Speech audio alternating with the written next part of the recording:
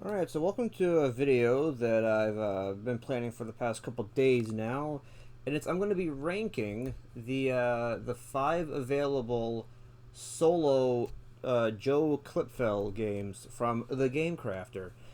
Now, hold on. I want to state before we begin that just because there's a game that's obviously going to be coming in last place doesn't mean I don't like it. It just means that it's not my favorite one. But I still like all 5 of these games. They're all really fun. And actually, I did learn how to play all 5 of them before doing this video to make it fair. So, the criteria I have in my Excel sheet is understandability, which essentially comes down to how easy the game is to understand based on rules, how much mechanics there are. Secondly, the portability. How easy is it to grab one of these, go on a road trip, and play it, or on an airplane? Then we have gameplay, which is how fun is it to actually play the game. Then number 4 is the look and style, which is it speaks for itself. As you can see, there's various looks and styles of here, and of course, this is all my opinion. It's not an official list. And then lastly, number 5 is replayability. How fun is it to replay these? And is there even a need to replay it, like right after you beat it the first time, or you lose the first time, or whatever, that kind of thing. So I made sure there were 5 categories. So there's 5 categories. There's 5 games. Each of these games excels in one of these categories, and I ranked them from 1 through 5 on every category. So there's no repeats. So like, one of these is number 1 in one category, but maybe like a 3 in another. And then I added it all up. I have the total with me, and the results actually surprised me when I actually put it all together. So let's go through this. We're going to go alphabetical order, the way you see it here. So let's just remove these 3. Let's remove these. So Behold Rome is first on the list here. Let me just kind of show you what the game looks like. Yeah. So these are the 2 rule books you get, Rulebook A and Rulebook B. So you get physical rule books, which is great. Hold on, I'm going to make sure I have this listed correctly. So this is a case where, in this category, all of these games are easy to kind of understand, but I'll explain my reasoning. So you have these. So this is the deluxe version. You get these stored cards, so you can save your game. This isn't in the base game. Then you have the So this is the one that you're fighting against, and then you have your actual cards that you play with. Okay, these are round cards, and this is your what I guess nation card, whatever. This is what you're trying to upgrade to unlock other cards to use, that kind of thing. And as you can see, it kind of looks and plays kind of like Dragons of Etchinstone, where you flip them, you upgrade, you flip, you upgrade, that kind of thing. So criteria. Let's go through the criteria on the list. First up is understandability. The rules, like I said, they're all easy to understand. The only reason I put hold on, I might need to switch some things here. I don't think I tallied this up correctly, cause yeah. Ooh. Uh-oh.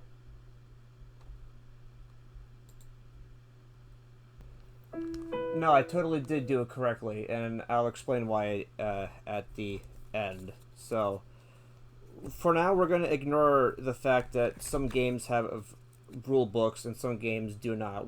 The understandability criteria is just the rules themselves, as someone explains to you. Are they easy to understand? And really, this game is easy to understand. It's pretty much it's pretty straightforward. You see the cards kind of focus. It tells you everything you need to do on the cards, right? So the rules are easy. However, unlike the other games, the other four, the mastering this one is the hard part, and it takes a lot of time to actually master it, to kind of like plan your moves, which cards you're going to upgrade, which cards you're going to degrade, that kind of thing. So because of that, it's getting a solid 1 on the understandability list, which is the lowest, obviously, but that's just because of the how hard it is to actually master and to get skilled at it to beat the nations. Because on the how to play video I was watching from Joe himself, even he couldn't beat the Egyptians. So it does take a bit to master this game. So because of that, easy to understand, hard to master. It's getting a solid 1. Portability, how easy it is to carry it around, I gave it a 4. It's not the easiest of the games to carry around. That one got a 5. This one's getting a 4 just because it has these extra cards. And I know that the deluxe version has these and the other version doesn't. I don't have that version. I have the deluxe version. So because of these extra cards you don't even need, and even this, in the basic game, these are in the tuck box, like printed. So even with the original version, you still need the actual box to like have open at the ready on display. So playing it on the airplane is a bit tough, even though all the cards are like in your hand. So it's because of that reason alone, it's getting a 4. What's next? Gameplay. This one got another. This is another solid 1 because the gameplay is this. Let me set this that's off to the side. Where's my nation card? So here. So you set it to age 1. You go to this, and then this is at the back, and then you draw 1, 2, 3, 4, 5. Okay. So the gameplay is like this. You have 5 cards, and I'm not going to go through the rules of these. This is not the point of this game, or the point of this video. But you store materials like this, right? You discard at the back, and then when you have, and then let's say you draw back up to 5 cards, and you keep doing that. You discard, you draw. Can I get a nation? Let's just say that. Okay. And then you store your captured nations behind. So your hand's going to look like this in your left hand, and then this in your right hand. And you may even have cards out to here. And even though I do like games that are played completely in your hand, it does kind of hurt you if you have like carpal tunnel syndrome, or your hands aren't dexterous enough to be able to hold cards like this for long periods of time. I know that my pinky specifically gets very weak and it aches when I have to play a game like this. Even though I love playing games like this, I had to give it a solid 1 just for the uncomfortability factor of it. If that's, is that a word? Uncomfortability factor? I'm making it a word. So that got a 1. Look and style of the game, I gave it 2. Just because the pictures are kind of small. It's simplistic. It is nice to look at, but you have all this like clutter everywhere. So I gave that a 2. What did I give a 1? Okay, I can see why I give that one a 1. But this one gets a 2 for the look and style. Now for replayability, this was a fun one. So because there are 4 nations to conquer, or to beat really, these, that means you can play the game 4 times in a row, and it's different every time because you're going up against different stats and everything on these cards.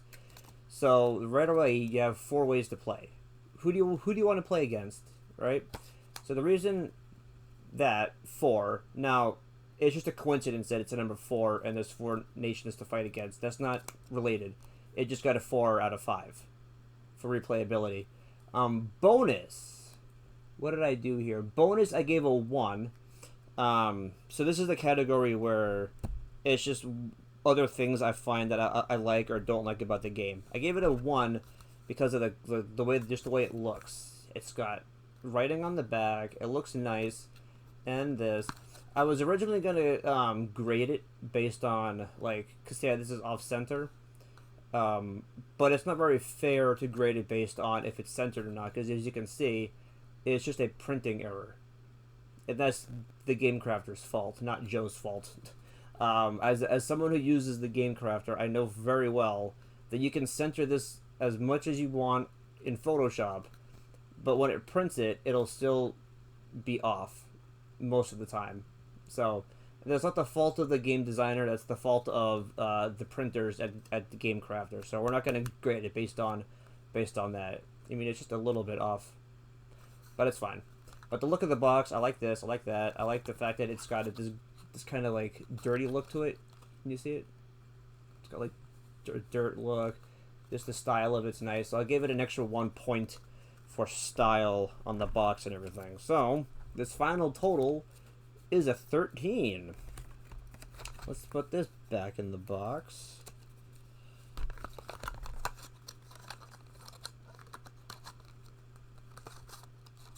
Alright, put that back in the box.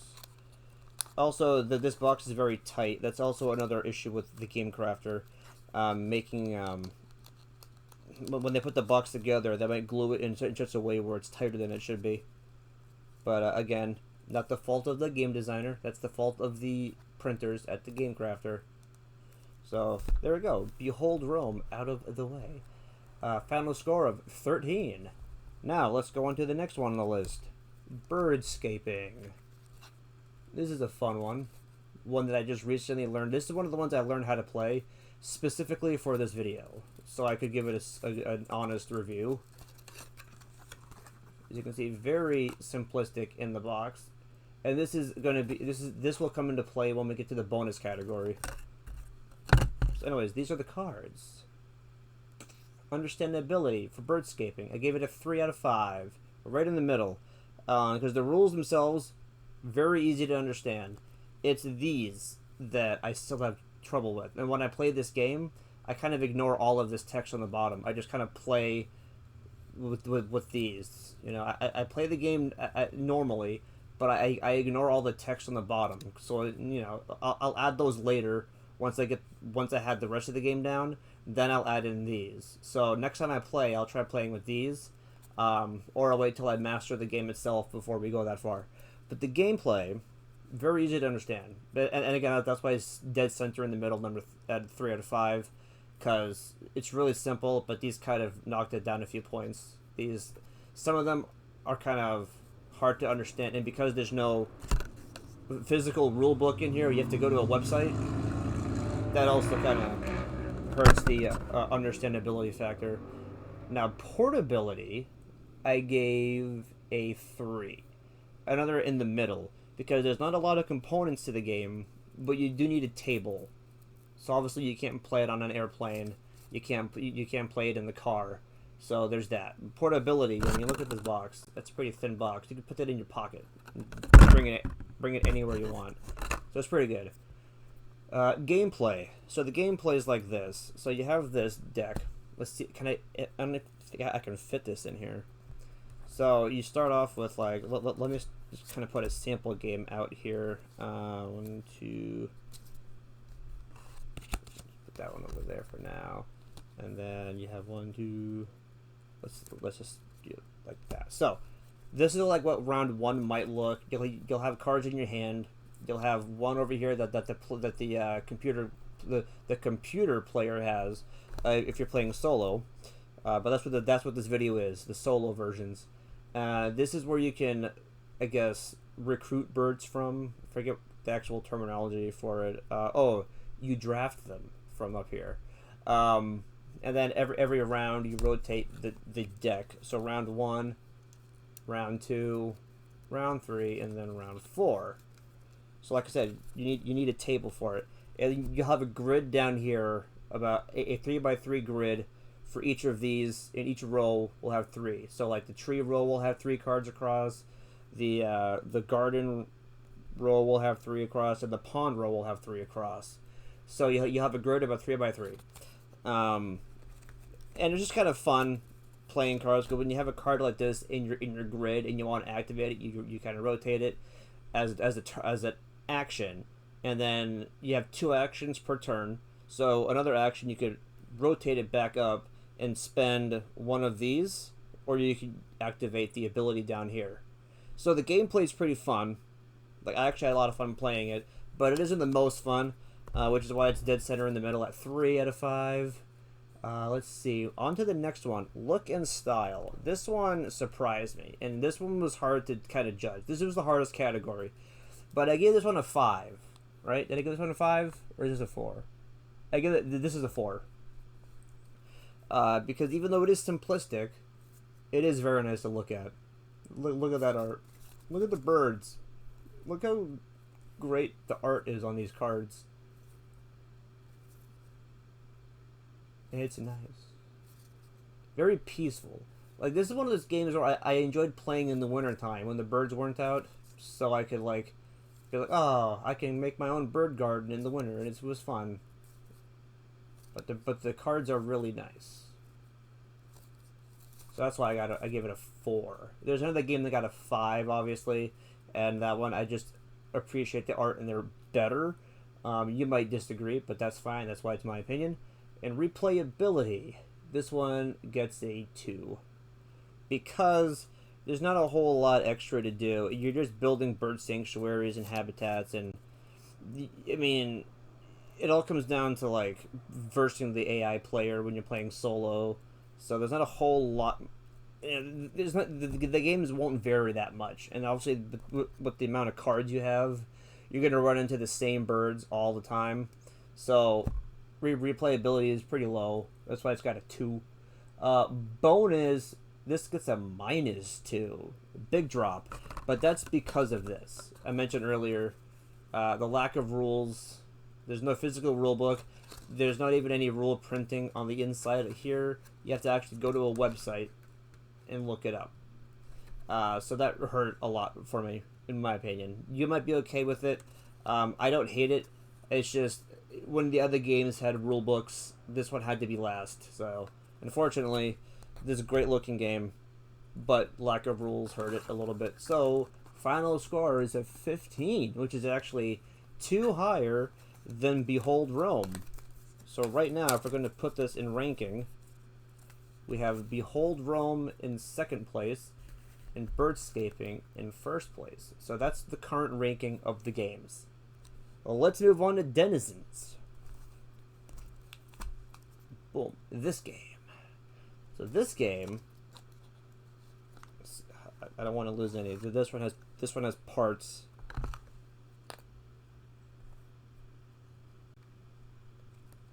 Are all the parts here? There should be 4 of these.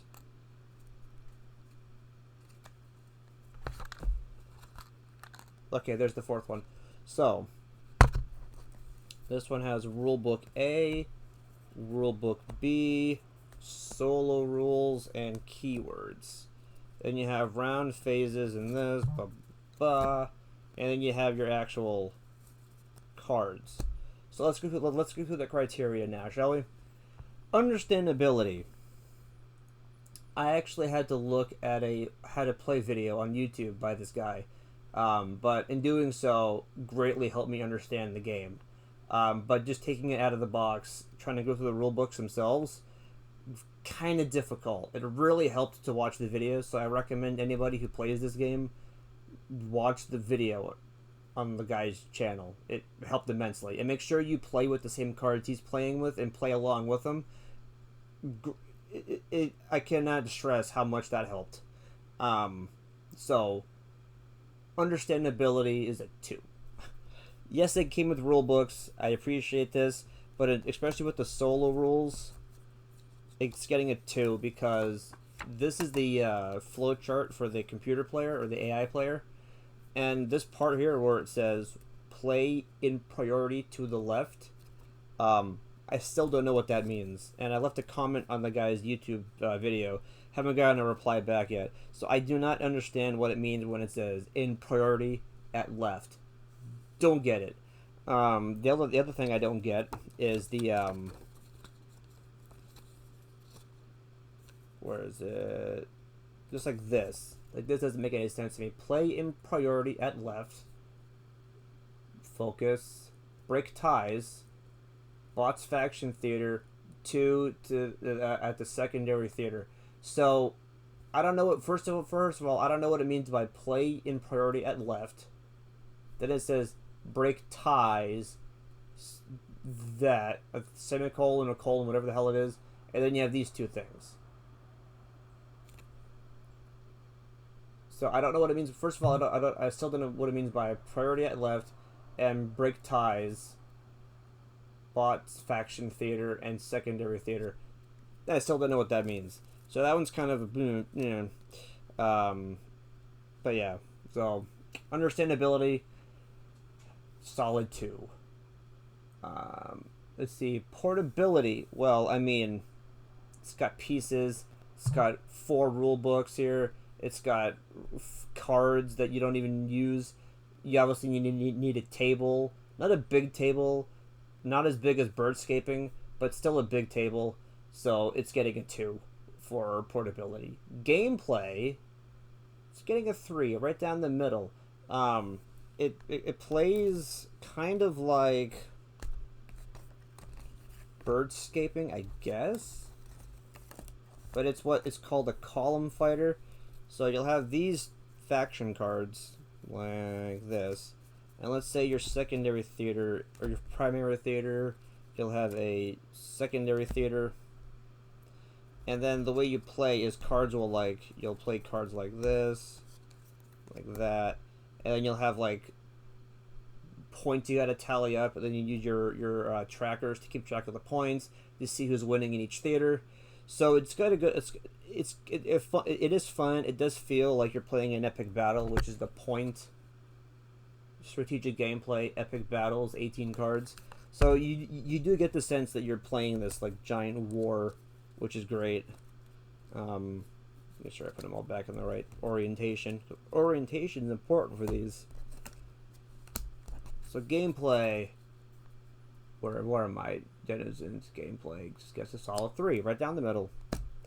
Look and style. So this is the one that got a 5. This is the one that beat Birdscaping in style, because I just like the artwork on these, even though they're small. It's really nice art, and like even the rule books have like really, it has like bigger versions of the artwork, like that one. That's the same one on the cover, by the way. But yeah, you got these really cool, like, really stylized looking art, and I love that style, which is why it won out over Birdscaping. So I got a 5. Replayability, what did I give it? A 3. Yeah, replayability. Because you only have 2 factions to pick from. You pick as the Nola Gudor or the Riverwide faction, and so you just pick one. Your opponent plays as the other, and then you just go. So there's really only if you wanted to play this back-to-back games, you could play it twice, and each time play a different faction. But then after you do those, then it's kind of like, oh, time to take a break because I've already done everything I can. You know, then you come back later, maybe play 2 more games, one with each faction, then you take a break. So replayability, not so high. Got a 3 on that one. But it is still fun. So you might like it enough where you might play like multiple rounds back to back with one faction. That's up to you. Bonus round. It's getting a +2 because it's not only got these rule books, it's also got a keyword book, which helps you understand, you know, all the little words. Hand draw here, ignore, exhausted. Tells you what exhausting means, what actions mean, what the bottoms cards, cycle X. Which good, because that's done in the rules, cycling. So I'm glad this keyword book exists. And the solo rules tells you how to play solo. On the flip side, this is how the AI character plays. So it's very in-depth, very intuitive, very cool, and the style is great. It's got a good-looking box. So this had to have gotten... Because some of these games did tie. Before I did the bonus round, there were 2 games, or there were, I guess, 2 ties between 4 different games. And the bonus round actually helped kick them over the edge so now I have a definitive list. So, yeah, this definitely needed the extra points. And it deserves it, because this just looks cool. So, with all that said and done, the final score for Denizens is a 17, which beats out Birdscaping by 2, which is cool. Just fun. We like it when things take us by surprise, right? The game that took me the hardest or the longest to learn beat out Behold and Birdscaping, and I liked Birdscaping. Oh damn! Let's put those back in the box.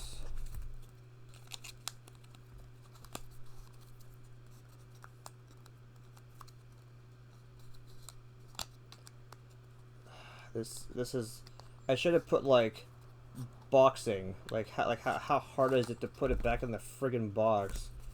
Because the little scoring things get in the way all the time. That's why, pro tip for people who buy this game, do this. Put the books in first. Take your little things like that, right? And then put it in the actual books. That way, when you put the cards in, well, they go in nice and easy. Alright, so, if I remember correctly, this is now our ranking. Denizens in first place with 17, Birdscaping with 15, Behold with 13. So now we're on to the next game, Dragons of Etchinstone. The game that I first bought from this guy, that I played constantly. You can see there's a crease in the box. But yeah, so this one, boom. This is what comes in the box, and then inside the box itself are like helpful keywords for all the different symbols. So, with all that being with that out of the way, with the unboxing done, let's go into the categories. See where it ranks. Understandability, I gave it a 4. The rules are very simple with this game. Actually, there's the DLCs in here. Let me take it out. Boom. Alright. Understandability is pretty easy. So you at the beginning of the game, you pick what dragon you want. I even did a playthrough on the red dragon earlier. You pick the dragon you want, put it at the back. You take this, you put it like this, right? Actually, you put it like that, and then you draw a hand of 5, 4, or is it 4? I think it's 4. And then based on these right here is what you match with this, and you play. And so the game, so you pick like 3. There might be an unused card. The 3 cards you pick will determine what your attack is or your movement speed, and then you match it with this. If you win, you get experience points, and you can upgrade by flipping. You can also downgrade if you take damage. So it's pretty fun. It's pretty solid, easy to understand, and definitely has a lot of replayability. And on top of that, you have also the second part, Northvale, which has a bunch of extra stuff in it. Now, you don't use all these cards. If you look here, you'll see text there. Come on, focus, damn you. It's not focusing. But there's text here. Essentially, it tells you what cards you replace in the main game with one of these. So you don't add all these to the game. You're just replacing cards in the main game with this. So there will always be 18 cards in your hand. So don't worry about overstuffing, So it's fine. So understandability gets a 4. Portability is a 5, because obviously whatever card you don't have in play you can just put in your pocket, and the whole game is played in your hand. It's very simple. 5.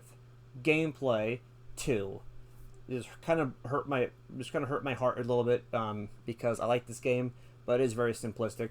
You just pick 3 cards to play with, you fight it, and then you go to fight the dragon, and you compare. It's pretty simplistic, pretty basic, but the replayability is still pretty high. That's why gameplay gets a 2. And let's just skip to the end real quick. Replayability is a solid 5 because I replay this game all the time. I used to bring this to work and play it on my lunch break and just play around. It was so much fun. But going back to the 4th category, look and style, this had to get a 1 just because the pictures are so small. But the rest of the game is just these cards. There's not a whole lot going on with them. They're just all symbols. There's no artwork except in the back, and the other artwork of the dragons here, and that's it. So versus the other games here, this has the least amount of artwork on it. So I had to put it in the last place, unfortunately. This one got in the bonus round gets a -1. Pretty much for the same reason why Birdscaping got a -2, but whereas Birdscaping got a -2 because it had no rules, no physical rules, this one doesn't have physical rules either, but it has keywords and stuff in here. Like there's useful tips in here. So if you know how to play already, this is all you need. But if you don't know how to play, then you would have to go to the rules down here. To the link and find it. So that hurts. I had to dock some points for that, but it's fine. The final tally for dragons is 16, which puts it between Birdscaping and Denizens. So let's just put this back together real quick. Boom. That. So now it is in 2nd place. Right? Yeah, Denizens, Dragons, Birdscaping. And then Behold Rome. Anyways, on to the 5th and final game. Roll Call. Or Roll Crawl. I should have docked points for this for the bagging thing, but I'm not gonna blame the developer, Joe. Good old Joey boy. I'm not gonna dock him points for this, but because I don't need the bag, I just prefer the bag because it keeps it all together. It might be easier without the bag, but whatever. Anyways, here's the rule book. It's pretty small, but it's all you really need to know. So pretty simple rules. And these are your cards. So these are your adventurers. You only need to pick 2 of them. These are your companions. You only have 2, but you can only choose 1. You have your level 1 enemies. There's 4. You have your 4 level 2 enemies. And you have your 2 bosses. And here's the artwork. So, with the unboxing out of the way, let's get onto the criteria, shall we? Understandability with the rules. Well, here's the rules. It's 4 pages. It's a Yahtzee-based game where you roll, and based on what you roll determines what happens. So you can re-roll once per roll. As you can see in the bag, there's white die, blue die, and black die. The white die and blue die go for one of the 2 adventurers, one of the 2 players, and the black die is for enemies. The cubes are to track health.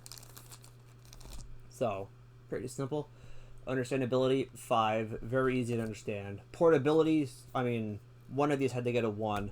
And with the die alone, makes it way less portable than good old Denizens. Because Denizens you can shove in your pocket. But this box, I wouldn't shove it in my pocket. It's kind of too big, and it might crush the box a bit because besides the cards in here, it's just these. and I wouldn't trust them. I wouldn't trust the durability of the box for that. So portability is a 1. Gameplay is a 4. Because one of them had to be a 4. Just because it's fun rolling the die. I like die rolling games. I like having to, because not only do you have your adventurers, but your companions. You have to utilize your die. Do you put the die towards attacking with your adventurer, or do you sacrifice some of your die to the companion so to use one of their abilities? So there's a strategy involved. It's very, very fun. So gameplay gets a 4. Because obviously you're not just holding cards. I went into this telling myself, as much as I like the games where you hold cards in your hand, those ones, the gameplay would be the lowest ones, because there's not a whole lot to them, and the ones with the actual mechanics, like the die rolling, will get the higher score, because that's just fair. Birdscaping is the only exception to that. The look and style of the game, I gave it a 3. It's right down the middle. One of the reasons is because there's very simplistic art style, as you can see, but the box is very pretty bland.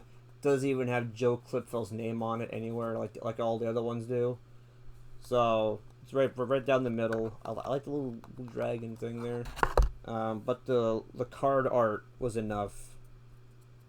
I like the card art, so I got a 3. Replayability is a 1, because whereas all the other ones you have multiple factions and everything, this one there's only 2 bosses. There's 4 level 1 and 4 level 2s for these, which means you'll be seeing the same enemies pretty much repeatedly on replay or whatever, and you're just rolling die, which could get old after a while. So replayability is a 1. Bonus round, nothing. There's nothing that I want to add or take away from this game. It's pretty much a solid game by itself, so it gets nothing. Final scoring is a 14. So if we were to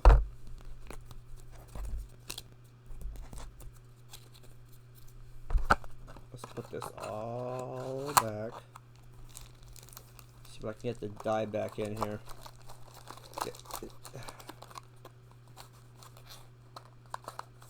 Okay. So that puts it 14 between Behold Rome and Birdscaping. Okay. So this is the lineup here. This is the final scoring. So we got Denizens in first place with 17. We got Dragons of Etchinstone in second place with 16. We have Birdscaping in third place with 15. We have Roll Crawl with 14. And we have Behold Rome with 13. And no, I didn't plan it all to be consecutive. It just worked out that way, which is great. So 17 through 14, or 13. 13, 14, 15, 16, 17. And I have to say, I do actually agree with this list. Even though I played this one a lot, this has more gameplay, and it's a bit more fun when you learn how to play it. So it's a bit more fun than this. This one I liked a lot, but it doesn't have as much stuff going on for it like Dragons does. And with the lack of rules inside the box, I had to dock it. This one, because of how hard it is to master, it's at the bottom. This one's kind of, I wouldn't say in the middle. Birdscaping's in the middle, but easy to rules, pretty basic gameplay. Might get old after a while with just rolling die, and the fact that the portability, you need a big table to roll the die on. So whatever. So this list actually I'm okay with, and it's funny because this is only a list I just recently found out now while making this video. This is not something I had planned prior to this. I did the scoring right before doing the video, so this is kind of a surprising list for me too, because I thought this would be higher. I thought that this would be in first place. I didn't think this to be in last place, but going through it, yeah. Even if I gave it higher points for the rules or whatever, It might still just be here, honestly. It might just, it wouldn't have changed that much. So, anyways, that's my list. Let me know what you thought down in the comments, and I will see you in the next one. Bye-bye.